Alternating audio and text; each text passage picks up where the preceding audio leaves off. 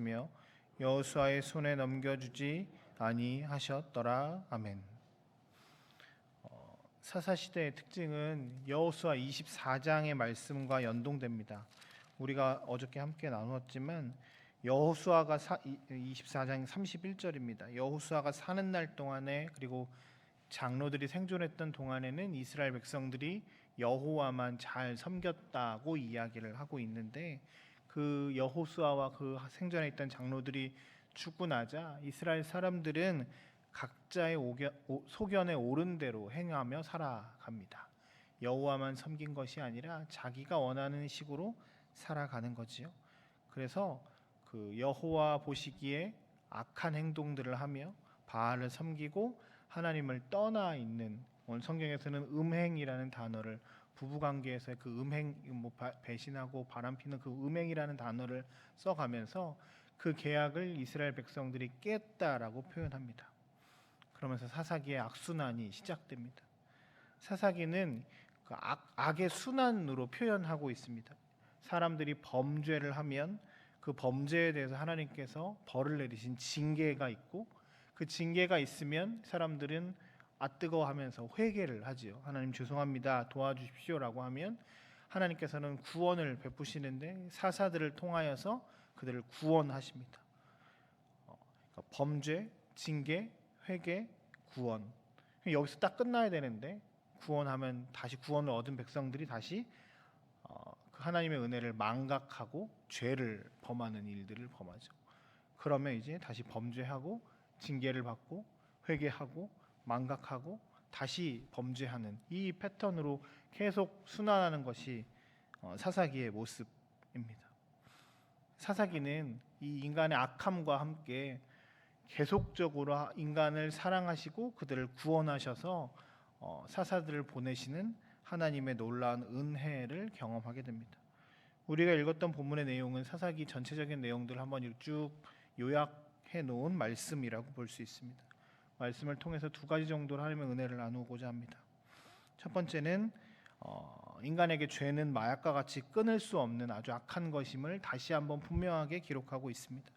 19절에 보면 사사가 죽은 후에는 그들이 돌이켜서 조상들보다 더욱 타락하여 다른 신을 따라 섬기며 그들에게 절하고 그들의 행위와 패역한 길을 그치지 아니하였다라고 표현하고 있습니다. 사사기에서 인간의 모습을 볼 때 계속적으로 하나님을 떠나 있는 모습들을 보게 됩니다.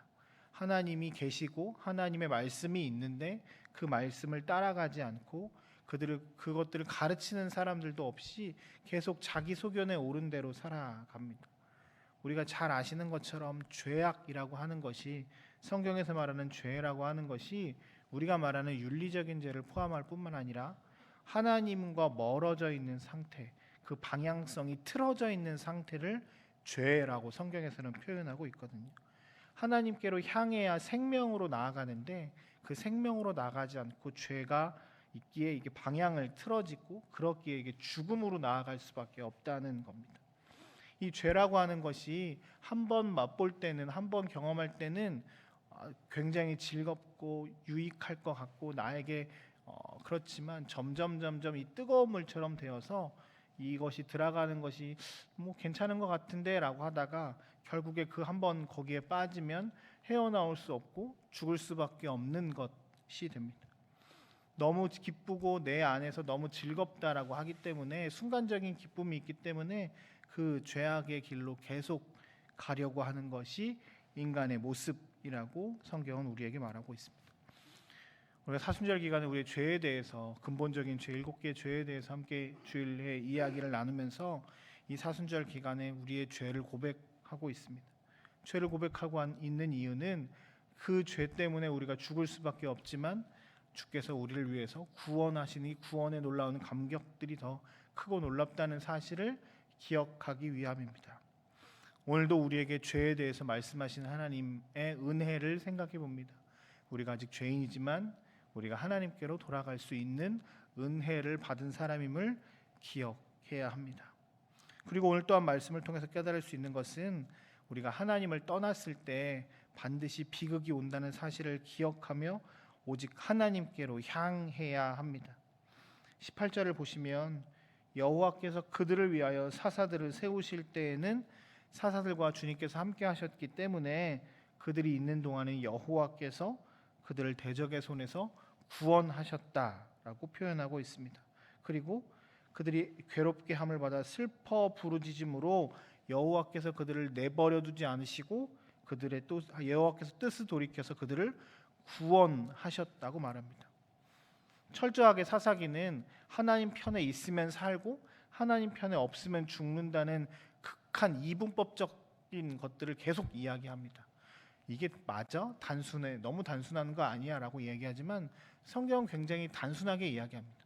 생명과 죽음을 무엇을 택할 것이냐, 하나님 편에 설 것이냐, 하나님 편으로 벗어날 것이냐를 계속 이야기하면서 하나님 편에 섰을 땐 사사들을 통해서 여러 가지 것들을 통해서 이스라엘을 구원하시지만 그렇지 않을 경우 너희는 죽을 수밖에 없다라고 강하게 말씀하십니다. 왜냐하면 주께서 복의 근원이시자 생명 되시기 때문입니다. 우리의 구원자시자 창조주이시기 때문입니다. 그러기에 오늘 사사들을 통해서 하셨던 말씀과 메시지를 우리는 또한 기억해야 할 것입니다. 세상은 복잡 다단한 세상 가운데 우리가 살고 있기에, 그리고 진리가 무엇이다라고 이야기할 수 없는 시대에 우리가 살고 있기에 이런 이분법적인 이야기는 굉장히 고리타분하고 너무 딱딱한 거 아니야? 라고 이야기하는 사람들도 참 많이 있습니다. 그렇지만 분명하게 성경은 우리에게 다시 한번 말합니다. 너가 하나님 편에 설 것이냐 세상 편에 설 것이냐를 정하라고 이야기합니다. 하나님 편은 생명, 세상 편은 죽음이라고 말합니다. 둘 사이에서 머뭇머뭇하거나 둘 다 섬기는 것은 할 수 없다고 분명하게 말씀하십니다. 사사들을 통해서 다른 것들을 통해서 하나님 편에 서는 사람들은 구원하시되 그렇지 않는 사람들은 죽음에 이를 수밖에 없음을 우리는 분명히 알라고 주께서 하시는 말씀을 기억해야 할 것입니다. 오늘 이 아침에 우리에게 주시는 이 강력한 메시지에 우리가 그저 알고 있는 것으로 끝나는 것이 아니라 혹 우리의 삶에 돌이켜야 할 것들, 변해야 될 것들, 회개해야 될 것들이 있으면 생각나서 하나님께로 향하는 은혜가 있기를 주의 이름으로 축복합니다. 오늘 하루 회개하고 돌이켜 하나님이 기뻐하시는 삶을 살며 우리를 통해서 주님의 은혜와 영광이 많은 사람들에게 나타나는 삶이 되시길 주님의 이름으로 축복합니다. 우리 이 시간 함께 잠깐 기도했습니다.